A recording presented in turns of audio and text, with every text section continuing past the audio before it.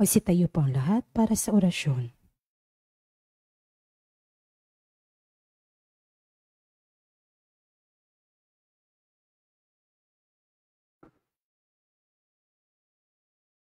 Sa ngalan ng Ama, ng Anak, at ng Espiritu Santo. Amen. Ang anghel ng Panginoon ay nagbalita kay Santa Maria. Siya'y naglihila lang ng Espiritu Santo. Aba, Ginoong Maria, napupuno ka ng grasya. Ang Panginoong Diyos ay sumasa iyo. Bukod kang pinagpala sa babaeng lahat, at pinagpala naman ang iyong anak na si Jesus. Santa Maria, Ina ng Diyos, ipanalangin mo kaming makasalanan, ngayon at kung kami mamamatay. Amen. Narito ang alipin ng Panginoon. Maganap nawa sa akin ang ayon sa wika mo. Aba, Ginoong Maria, napupuno ka ng grasya. Ang Panginoong Diyos ay sumasa iyo. Bukod kang pinagpala sa babaeng lahat, at pinagpala naman ang iyong anak na si Jesus. Santa Maria, Ina ng Diyos, ipanalangin mo kaming makasalanan, ngayon at kung kami mamamatay. Amen. At ang salita ay nagkatawang tao. At nakipamuhay sa atin. Aba, Ginoong Maria, napupuno ka ng grasya. Ang Panginoong Diyos ay sumasa iyo. Bukod kang pinagpala sa babaeng lahat, at pinagpala naman ang iyong anak na si Jesus. Santa Maria, Ina ng Diyos, ipanalangin mo kaming makasalanan, ngayon at kung kami mamamatay. Amen. Ipanalangin mo kami, O Santa na Ina ng Diyos, Nang kami maging dapat makinabang sa mga pangako ni Kristo. manalangin tayo. Panginoon naming Diyos, kasihan mo nawa ang aming mga kaluluwa sa iyong mahal na grasya. Tayamang dahilan sa pamamalita ng anghel, ay nakilala namin ng pagkakatawang tao ni Jesucristong anak mo. Pakundangan sa mahal na pasakit at pagkamatay niya sa krus, papakinabangan mo kami ng kanyang pagkabuhay na mag-uli sa katakilaan sa langit, sa pamamagitan ni Jesucristong aming Panginoon. Amen. Luwalhati sa Ama, sa Anak, at sa Espiritu Santo. Kapara nung sa unang-una, ngayon at magpakailanman, magpasawalang hanggan. Amen. Sa ngalan ng Ama, ng Anak, at ng Espiritu Santo. Amen. At ang mamumuno po sa ating banal na pagdiriwang ngayon ay ang ating pambutihing Kura Paroko, Reverendo Padre Douglas T. Badong.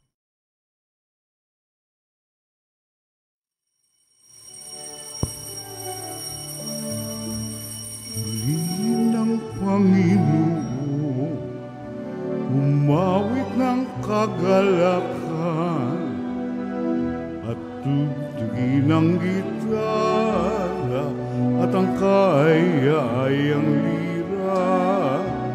Ipan ninyo ang trumpeta, kaya Panginooy dinggin, ang landas niya'y tahakin.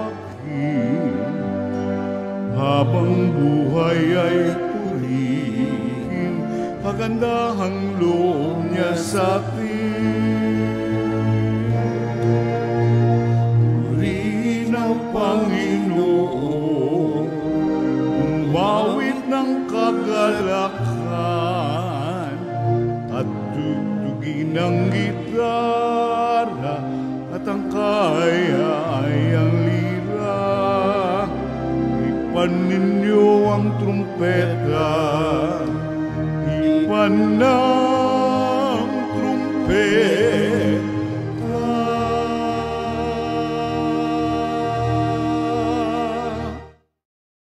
Sa ngalan ng Ama at ng Anak at ng Espiritu Santo. Amen. Ang pagpapala ng ating Panginoong Hesukristo, ang pag-ibig ng Diyos Ama, at ang makikipagkaisa ng Espiritu Santo, naway sumainyong lahat. At sumaiyo rin.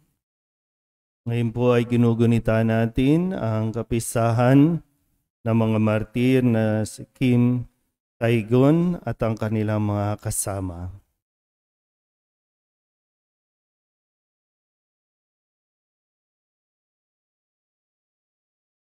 Mga kapatid, tinipon tayo bilang mga kaanib ng angkan ng Diyos. Kaya dumulog tayo sa maawaing Panginoong nagpapatawad ng lubos. Sinugong tagapagpagaling sa mga nagsisisi, Panginoon, kaawaan mo kami. Panginoon, kaawaan mo kami. Dumating na tagapag-anyayang mga makasalanay magsisi, Kristo, kaawaan mo kami. Kristo, kaawaan mo kami. Nakaluklok ka sa kanan ng Diyos Ama para ipamagitan kami. Panginoon, kaawaan mo kami. Panginoon, kaawaan mo kami. Kaawaan tayo na makapangyarihang Diyos, patawarin tayo sa ating mga kasalanan at patnubayan tayo sa buhay na walang hanggan. Amen.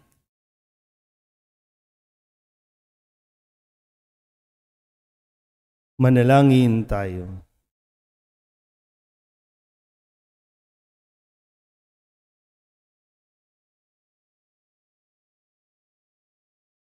Ama naming makapangyarihan, sa lakas ng loob na dulot ng Espiritu Santo, gawin mo kaming matutong sumampalataya at matapat na sumamba.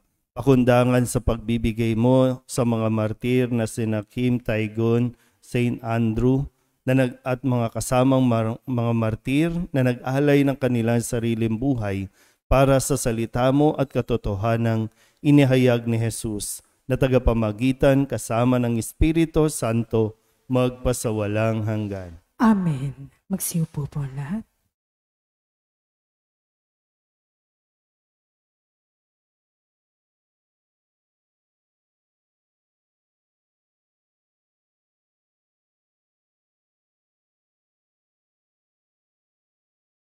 Pagbasa mula sa unang sulat ni Apostol San Pablo kay Timoteo.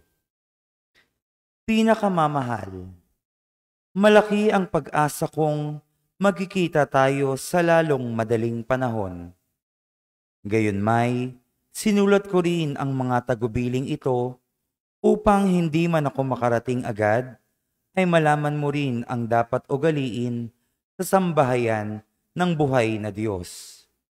Sa simbahan na siyang haligi at saligan ng katotohanan. Napakahiwaga ng mga katotohanan ng ating relihiyon. Siya'y nahayag na maging tao at pinatotohanan ng Espiritu.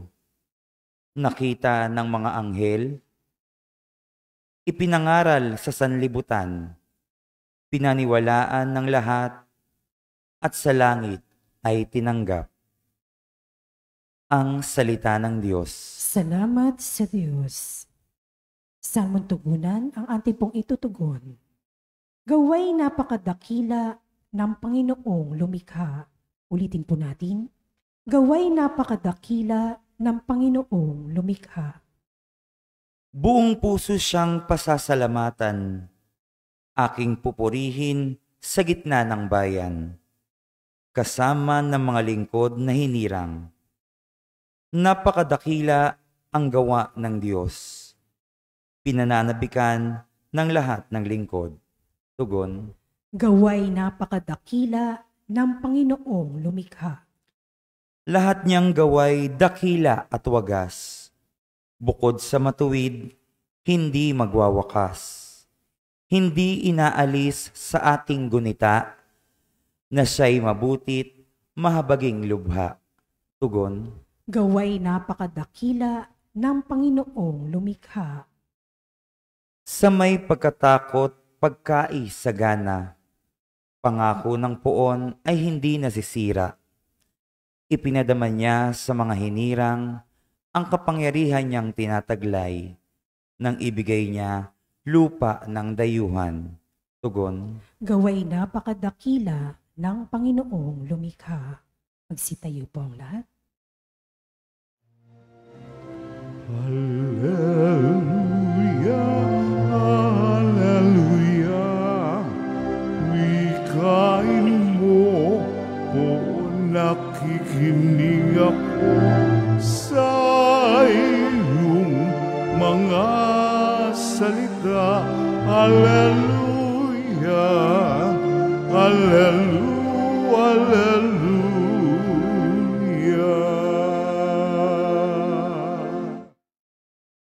Sumainyo ang Panginoon. At sumaiyo rin. Ang mabuting balita ng Panginoon ayon kay San Lucas. Papuri sa iyo, Panginoon. Noong panahong iyon, sinabi ng Panginoon, sa ano ko nga ihahambing ang mga tao ngayon? At ano ang nakakatulad nila? Katulad sila ng mga batang nakaupo sa plaza at sumisigaw sa kanilang mga kalaro. Tinugtugan namin kayo ng plauta, ngunit hindi kayo sumayaw. Nanambitan kami, ngunit hindi kayo tumangis. Sapagkat naparito si Juan Bautista na nag-aayuno at hindi umiinom ng alak at sinasabi ninyo, inaalihan siya ng demonyo. Naparito naman ang anak ng tao na kumakain at umiinom tulad ng iba at sinasabi ninyo, masdan ninyo ang taong ito, matakaw at maglalasing, kaibigan ng mga publikano at ng mga makasalanan.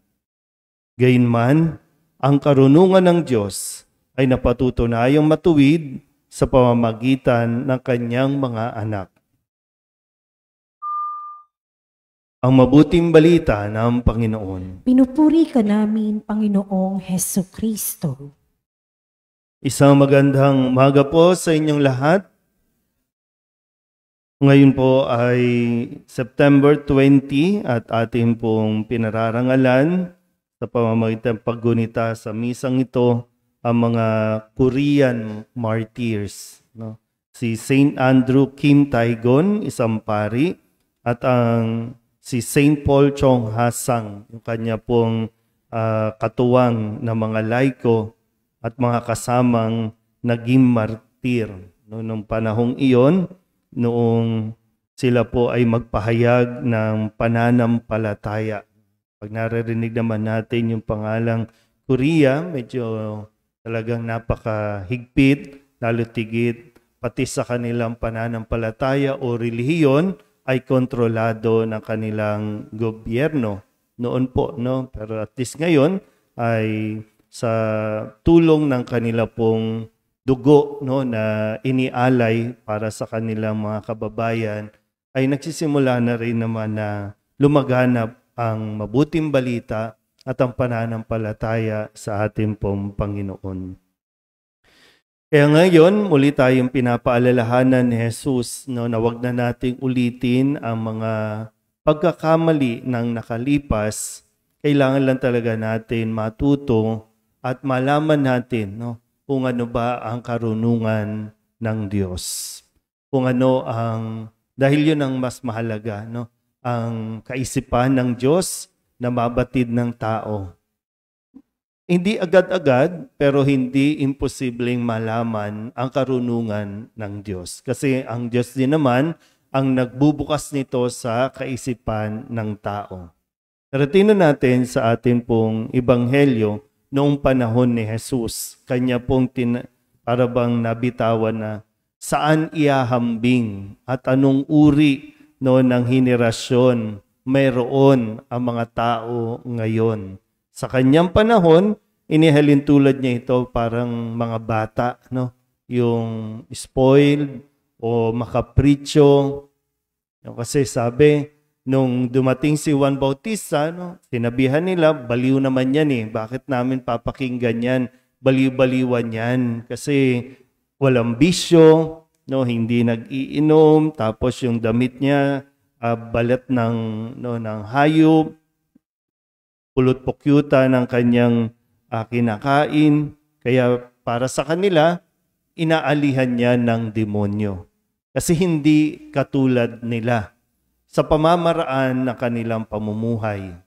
Kaya hindi nila tinanggap si Juan Bautista. Ngayon dumating si Jesus, nagpakilalang anak ng tao. Ngayon naman, kabaligtaran, ay matakaw yan, manginginom yan, no, nakikipagkaibigan yan sa mga publikano at makasalanan. Kaya hindi rin naman nila tinanggap.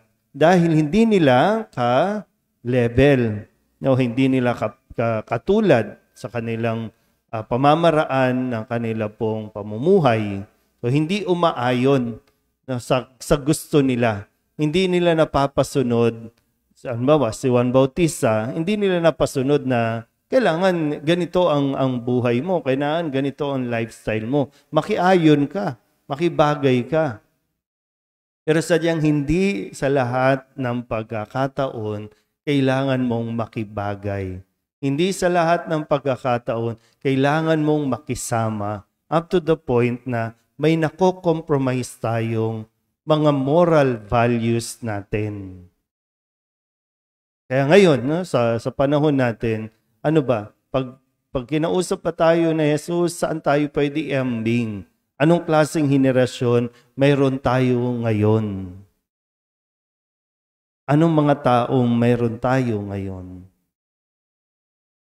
Sabihin natin minsan, no, kapag magugulat ka kasi magrereklamo na ang hirap ng buhay ngayon, no? Marami nagrereklamo, maraming empleyado nagrereklamo sa baba ng sweldong natatanggap nila. Pero pumipila pa sa mga coffee shop. Makapagkape lang, masabi lang na sosyal. Pero nagrereklamo yan na mababa sweldo. Mababa ang sweldo, maliit o maliit ang kita, pero panay naman utang sa credit card. Gamit ng credit card. Kaya hindi makaahon-ahon sa mga utang. Tapos lalapit sa Diyos, ang hirap ng buhay, Lord. No? Pinahirapan. Kaya yung iba ang nagiging dahilan tuloy, kahit linggo, hindi magsisimba kasi nagtrabaho kami buong linggo. Ito na nga lang yung panahon para makapagpahinga. So, may mga nako-compromise. Dahil lamang gusto natin at sinisikap nating pumantay sa iba, tumulad sa kanila, o kaya naman matuwa ang mga tao sa atin, kaya pilit nating ina-adapt yung kanilang lifestyle na minsan o kadalasan ay hindi tugma sa pamumuhay na paanyaya sa atin ng mabuting balita.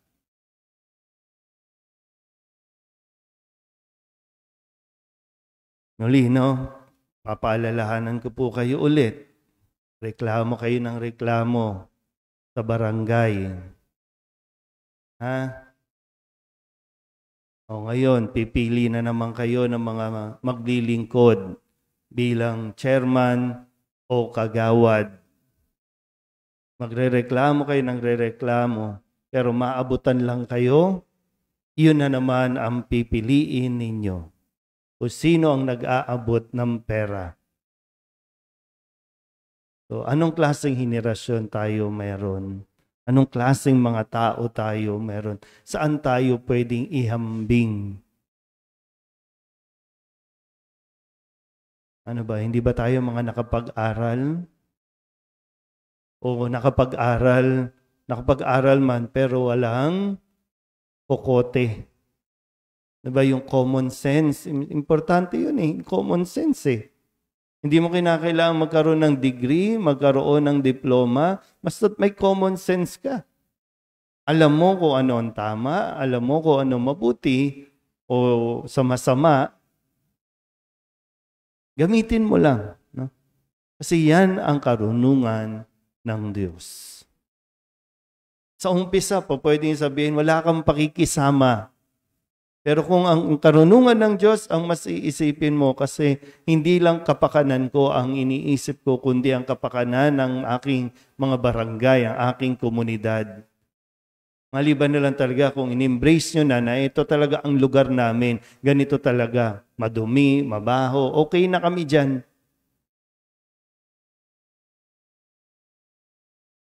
Huwag kayong magrereklamo sa Diyos.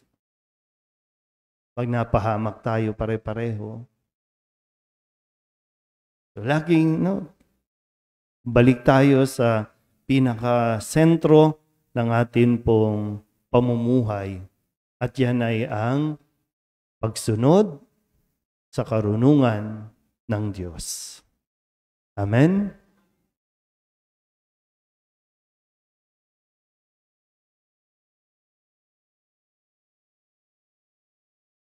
Ipinahayag ng mga propeta ang pagdating ng ating mananakop sa pamamagitan ng pagpapahayag ng pagsisisi sa mga kasalanan. Ipinahayag ni Juan Bautista ang kanyang pagdating. Sa diwa ng pagsisisi, manalangin tayo sa tulong ng Diyos. Ang ating itutugon, Panginoon, dinggin mo ang aming panalangin. Panginoon, dinggin mo ang aming panalangin.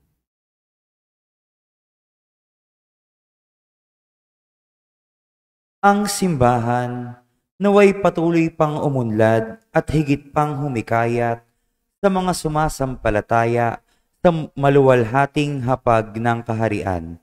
Manalangin tayo sa Panginoon. Panginoon, dinggin mo ang aming panalangin. Ang mayayaman at ang dukha naway hindi umiwas sa hamon ng kaharian. Manalangin tayo sa Panginoon. Panginoon, dinggin mo ang aming panalangin. Tayo naway tumugon ng may katapatan sa tawag ng pagbabalik loob. Manalangin tayo sa Panginoon. Panginoon, dinggin mo ang aming panalangin. Lahat tayo naway magtalaga ng ating sarili sa gawaing pangkaharian. Manalangin tayo sa Panginoon. Panginoon, dinggin mo ang aming panalangin. Ang mga yumao naway mabuhay sa tahanan ng Panginoon at magbunyi sa hapag ng buhay na walang hanggan. Manalangin tayo sa Panginoon. Panginoon, dinggin mo ang aming panalangin. Idulog din natin sa Panginoon ang ating mga personal na kahilingan at mga panalangin para sa ating mga pamilya, kasama mga kahilingan ng mga nanonood sa online, lahat ng mga misang pasasalamat, espesyal na intensyon, mga agarang paggaling ng mga may sakit, at ang lahat ng mga kaluluwa na inihiling na ipagdasal sa misang ito.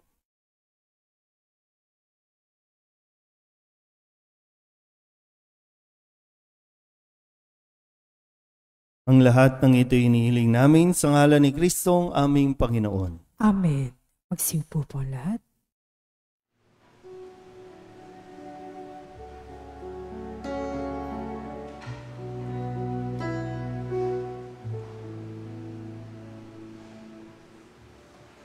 Alay namin aming buhay, bawat galaw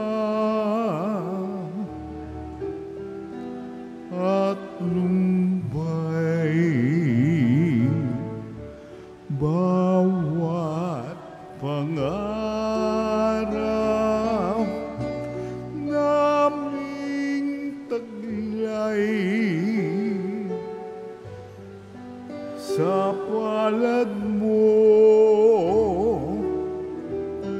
ilalagay. Manalangin kayo mga kapatid upang paghahain natin ay kalugdan ng Diyos amang makapangyarihan. Tanggapin nawa ng Panginoon itong paghahain sa iyong mga kamay, sa kapurihan niya at karangalan, sa ating kapakinabangan at sa buong sambayanan niyang banal. Ama naming lumikha, pakundangan sa iyong minamahalagang pagkamatay ng iyong mga banal, ginaganap namin ng paghahain na siyang ugat ng kabuluhan ng pagkamatay bilang martir sa pamamagitan ni Jesucristo, kasama ng Espiritu Santo, magpasawalang hanggan. Amen. Sumainyo ang Panginoon. At sumaiyo rin. Itaas sa Diyos ang inyong puso at diwa. Itinaas na namin sa Panginoon. Pasalamatan natin ang Panginoong ating Diyos. Marapat na siya ay pasalamatan.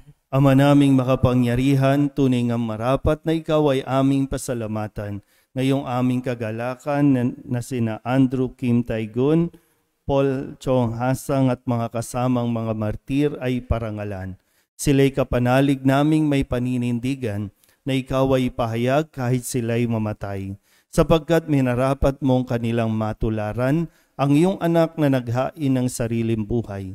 Tulad ng naganap sa iyong anak, ang dugo ng mga martir ay dumanak, hindi dahil sa katatagang likas, kundi dahil sa iyong bigay na lakas.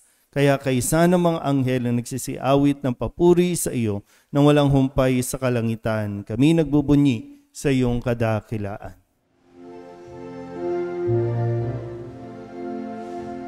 Santo, Santo, Santo, Panginoong Diyos na makapangyarihan, napupuno ang langit at lupa ng kalwalhatian mo.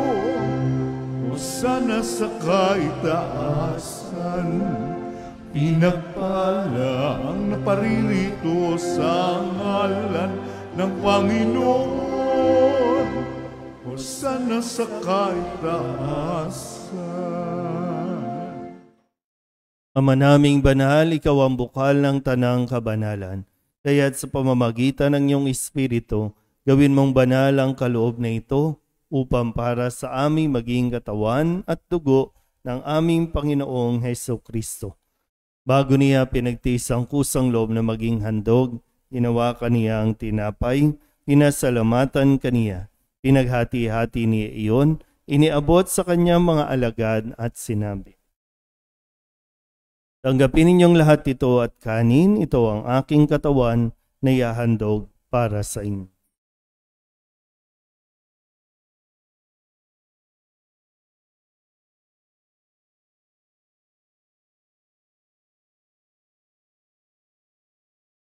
Kaya hindi naman nung matapos ang hapunan, inawakan niya ang kalis, muli kaniyang pinasalamatan. Iniabot niya ang kalis sa kanyang mga alagad at sinabi, "Tanggapin ninyong lahat ito at inumin. Ito ang kalis ng aking dugo, ng bago at walang hanggang tipan. Ang aking dugo na ibubuhos para sa inyo at para sa lahat, sa ikapagpapatawad ng mga kasalanan. Gawin ninyo ito sa pag-alaala sa akin."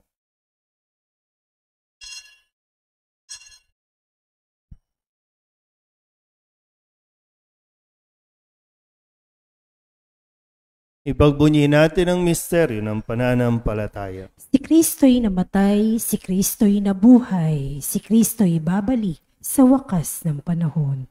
Ama, ginagawa namin ngayon ang pag-alaala sa pagkamatay at muling pagkabuhay ng iyong anak, kaya tiniaalay namin sa iyo ang tinapay na nagbibigay buhay at ang kalis na nagkakaloob ng kaligtasan.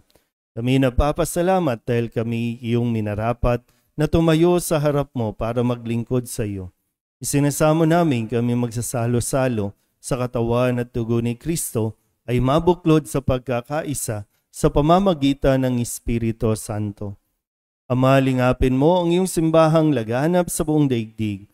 Puspusin mo kami sa pag-ibig kaysa ni Francisco na aming Papa at ni Jose na aming Obispo at ng Tanang Kaparian. Alalahanin mo rin ang mga kapatid naming nahimlay na may pag-asang sila'y muling mabubuhay, gayon din ang lahat ng mga pumanaw. Tawaan mo sila at patuloyin sa iyong kaliwanagan.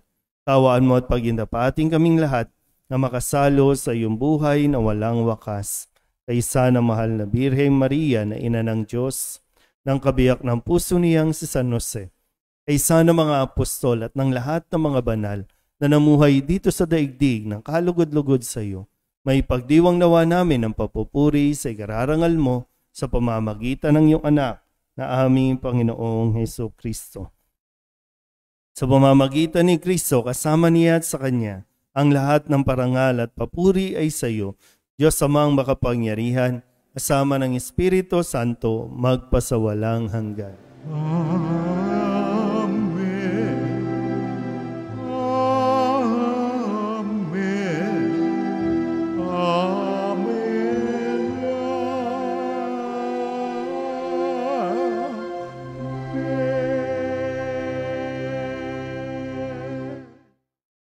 Sa tagubili ng manakagagaling na utos sa turo ni Jesus sa Panginoon natin at Diyos, ipahayag natin ng lakas loob.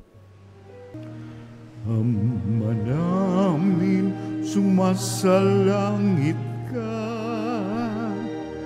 sambahin ang ngalan mo, mapasa amin ang kaharian mo, sundin ang loob mo, dito sa lupa para lang sa langit. Bigyan bigyan mo kami ngayon ng aming kakanin sa araw-araw at patawarin mo kami sa aming mga sala para ng pagpapatawad namin sa nagkakasala sa amin. At huwag mo kaming ipahintulot sa tukso at diadya mo kami sa lahat ng masama.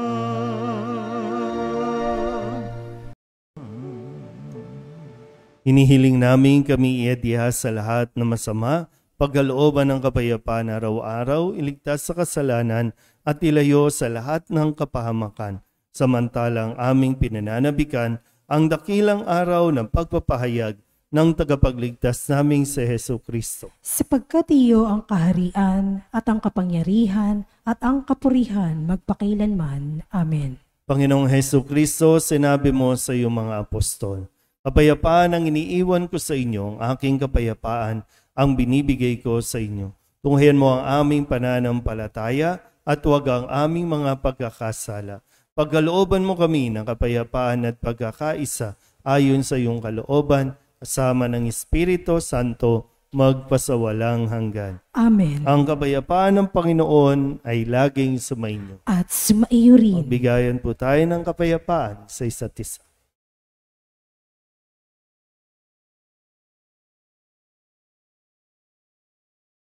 Kordero ng Diyos na nag-aalis sa mga kasalanan ng sanlibutan, maawa ka sa amin.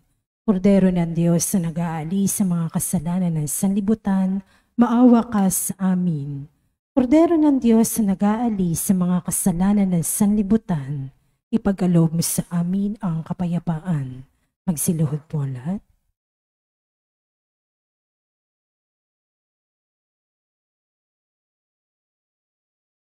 Ito ang kordero ng Diyos.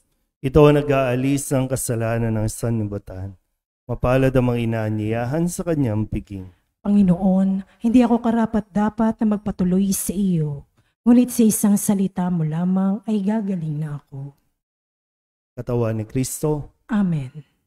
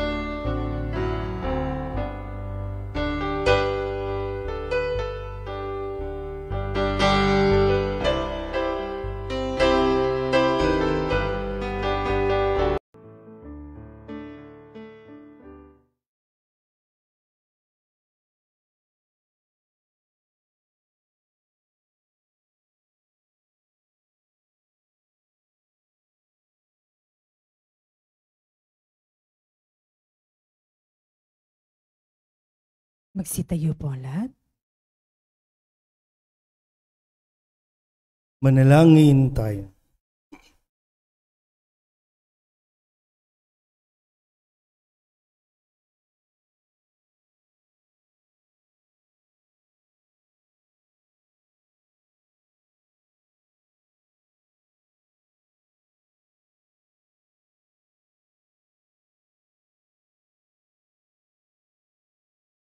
Ama naming mapagmahal, kaming nagdiriwang sa banal na pakikinabang dahil sa pagwawagi ng mga banal na martir na sina San Andres Kim Taygun at Paul Chong Hasang at mga kasamang mga martir sa kalangitan ay nagsusumamo na kaming nagsalo rito sa pagkaing nagbibigay buhay ay pagbigyan mong magtagumpay at bilang mga nagtagumpay ay tulutan mong kumain ng bunga ng punong kahoy ng buhay na nasa iyong halamanan sa pamamagitan ni Jesucristo kasama ng Espiritu Santo magpasawalang hanggan. Amen. Sumainyo ang Panginoon. At sumaiyo rin. At pagpalain kayo ng makapangyarihang Diyos, Ama at Anak, Espiritu Santo. Amen. Tapos sa banal na misa, humayo tayo sa kapayapaan ni Kristo. Salamat sa Diyos. Magandang umaga po. Magandang umaga po, Father.